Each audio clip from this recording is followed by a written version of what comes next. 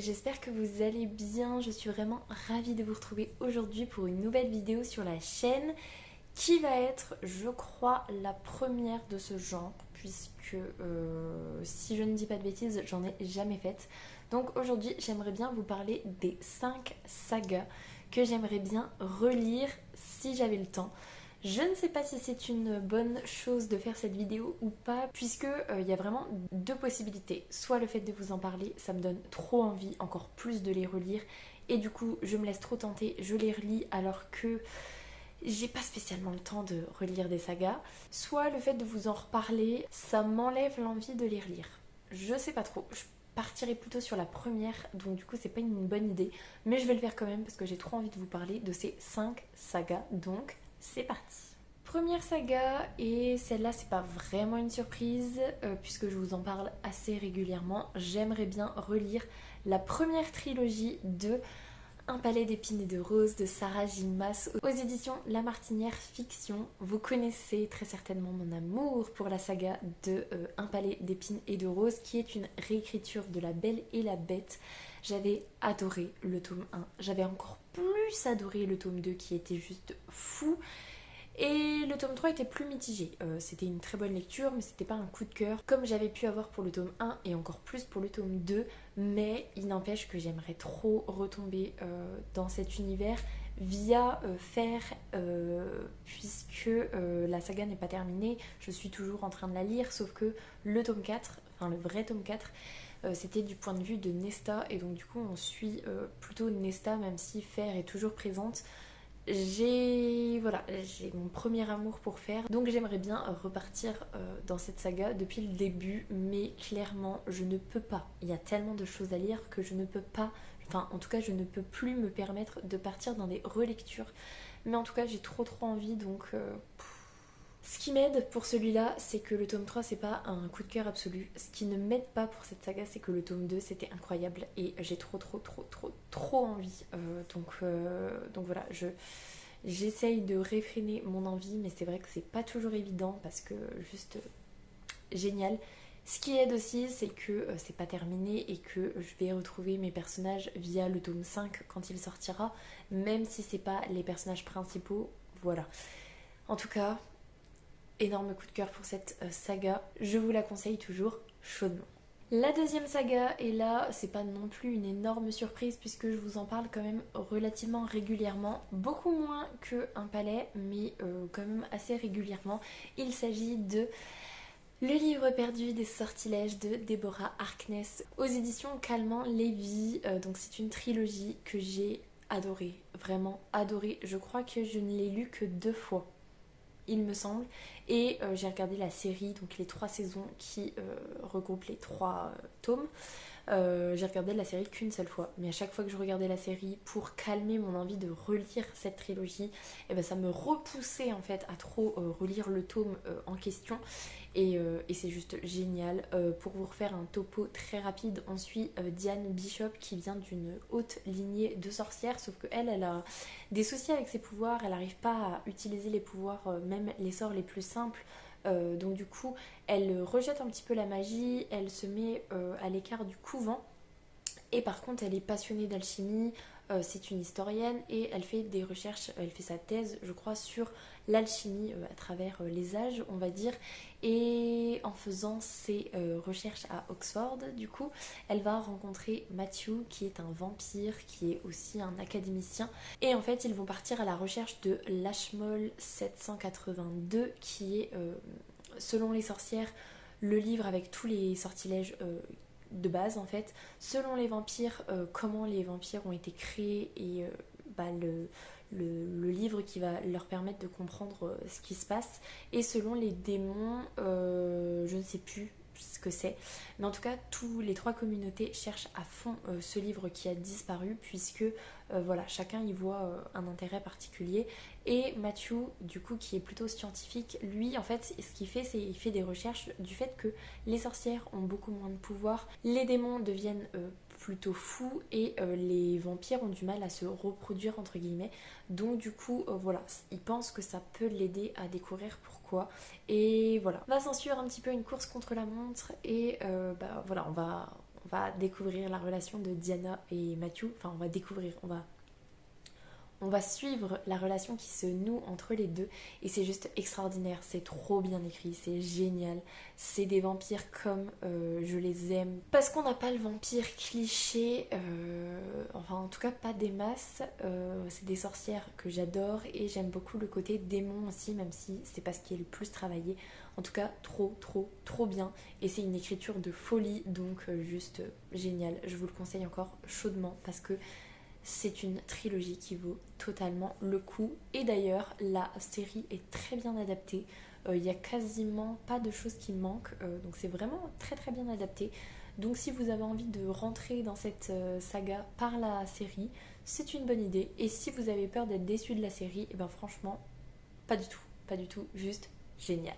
Ensuite, les 3 sagas qui vont suivre, je vous en parle très peu, voire même pas du tout sur la chaîne parce que c'est des sagas que j'ai lues il y a très longtemps et même si pour certaines je les ai relues beaucoup, voire un petit peu, voilà, ça fait longtemps que je ne les ai pas relus et j'avoue que ça me titille un petit peu.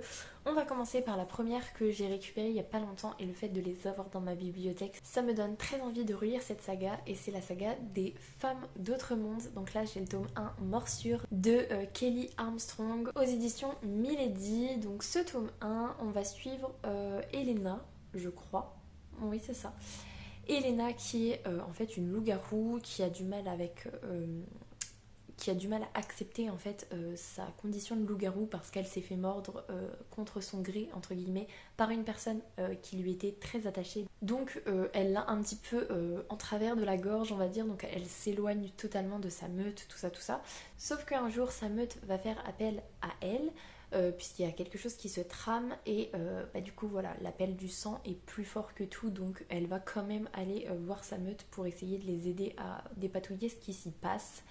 Et c'est juste super bien, surtout que cette saga qui est trop bien, on a plusieurs choses. Donc le premier c'est Morsure, le deuxième c'est Capture, donc sur Elena toujours.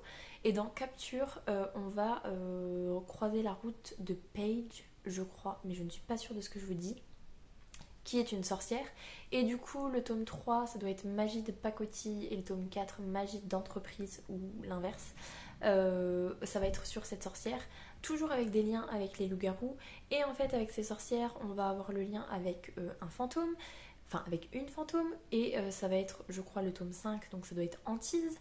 On va avoir aussi une... ou Antise c'est peut-être avec la nécromancienne, je ne sais plus, bref. En tout cas Antise ça va être avec une autre, peut-être la nécromancienne justement, ou la fantôme, et qui va avoir toujours des liens avec Elena, avec Paige. Je suis même pas sûre que ce soit Paige, je vous dis peut-être des bêtises, bref, j'irai regarder après.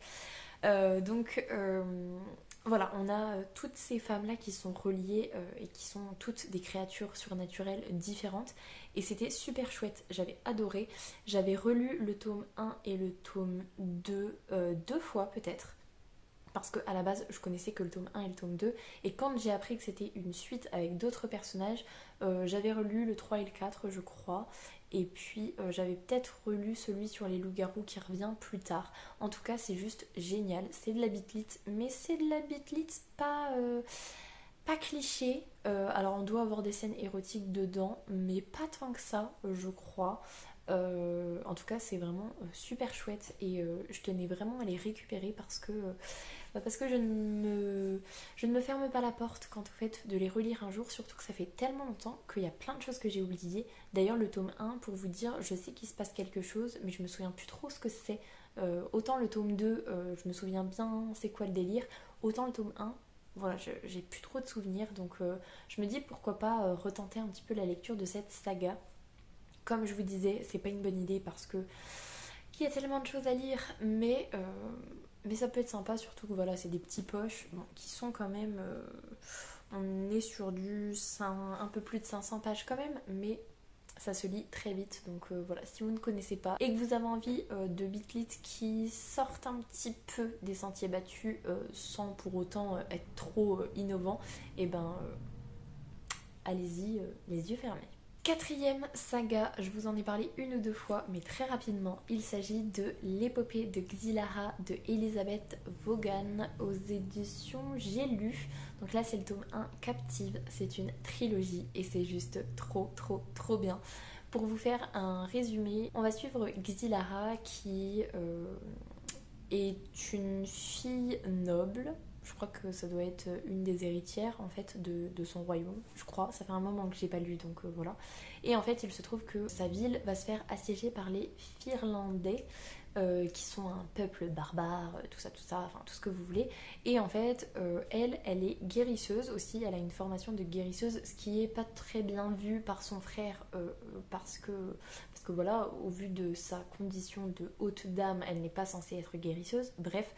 Un jour, elle va aller dans la tente des blessés pour aider les blessés de cette guerre-là, mais également aussi les blessés qui viennent du camp adverse, parce que voilà, comme c'est une guérisseuse, elle se doit de guérir tout type de blessés en fait, et en allant aider les blessés du camp adverse, va s'en suivre une petite rumeur et en fait le chef, donc Kerr des ennemis, va se rendre compte que Xylara elle est plutôt intéressante, elle est plutôt belle à regarder, qu'elle est plutôt intelligente, que le fait que ce soit une guérisseuse ce soit assez cool. Donc du coup ce qu'il va dire c'est qu'il veut des pourparlers et ce qu'il veut pour pouvoir repartir c'est un accord, mais surtout que Xylara vienne en tribu entre guillemets dans son camp et qui ramène Xylara chez lui. Et le frère de Xylara, qui n'est pas un personnage très agréable, va s'empresser de dire oui parce que comme ça il se débarrasse de sa sœur. Et c'est juste trop bien. Le tome 1 c'est mon préféré, je l'ai relu et re-relu, alors en diagonale au bout de quelques fois quand même, mais juste fou, l'écriture est trop bien, l'histoire est géniale, l'histoire entre Kerr et Xylara est juste géniale, mais même entre Xylara et les personnes qui gravitent autour de Kerr dans le camp, c'est juste génial. J'ai adoré, et le côté guérisseuse est super chouette. Franchement c'est une saga que je n'ai vu passer quasiment nulle part et on n'en parle plus trop parce que, je vais vous dire ça, mais ça date pas d'hier hein. 2005 d'après ce que j'ai compris, donc voilà, ça ne date quand même pas d'hier. En tout cas c'est génial, je n'aime pas du tout les couvertures, je les trouve trop laides, mais le contenu est génial, donc n'hésitez pas. Franchement si vous voulez un petit truc de fantasy du coup, avec le côté guérisseuse, le côté campagne militaire, trop bien, franchement juste trop bien. Je vais arrêter de dire trop bien, allez-y, les yeux fermés. Dernière saga, et là je crois que je vous en ai jamais parlé. J'ai récupéré le tome 1 et le tome 2 en papier parce que j'avais vraiment adoré cette saga que j'avais lue sur ma liseuse. Et j'ai un petit peu envie d'y retourner quand même. Il s'agit de Samantha Watkins. Donc là c'est le tome 1, c'est pas le choix, c'est d'Aurélie Venem. Et c'est aux éditions... je ne sais pas quoi. Je ne sais même pas ce que c'est les éditions. Et bien visiblement c'est imprimé par Amazon, donc ça doit être un auto-édité. C'est trop génial. Première chose, la couverture, je l'aime pas du tout, mais j'ai adoré le récit. Pour moi, c'est un mélange entre de la bitlit et de la chicklit, puisque on va avoir Samantha Watkins, qui est une jeune humaine, qui un jour, en rentrant chez elle, va se faire enlever, entre guillemets, par un vampire qui est chargé, en fait, donc on dit que c'est un ange, il est chargé de réguler les informations en fait qui vont filtrer pour les êtres surnaturels, pour que ça reste secret auprès des humains. Et en fait il a besoin d'une assistante tout simplement. Il va enlever entre guillemets Samantha Watkins, enfin il va lui proposer un marché et elle va accepter. Et en fait on va suivre la collaboration entre Samantha et cette ange entre guillemets vampire, avec les enquêtes qui vont être faites, la création d'un lien quand même puisque elle va vivre chez lui. Je me souviens plus comment il s'appelle, je crois que c'est Phoenix mais je suis pas sûre. Je vous dis n'importe quoi, je pense, ça fait vraiment longtemps que je l'ai lu et je ne l'ai lu qu'une seule fois donc voilà. Mais C'était très agréable, ça se lit tout seul, c'est assez drôle parce que voilà, Samantha elle est haute en couleurs et on a un côté qui sort un petit peu de l'ordinaire parce que voilà, le côté assistante d'un vampire qui est censé réguler les informations qui sont transmises aux humains, bah on sait pas trop ce qu'on a l'habitude de voir et super chouette, franchement super chouette et j'ai trop envie de le relire en ce moment.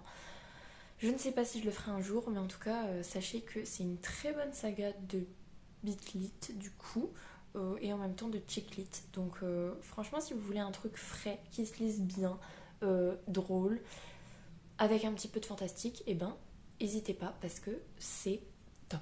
Mais vraiment top. Et donc voilà pour les 5 sagas qui me donnent trop envie en ce moment de les relire. Je me force entre guillemets à ne pas les lire puisque voilà, je suis toujours dans mon optique de terminer des sagas, poursuivre les sagas que j'ai en cours. Mais j'avoue que je suis très souvent titillée pour les relire. Quand je passe devant ma bibliothèque, je suis irrémédiablement attirée par ces tomes-là.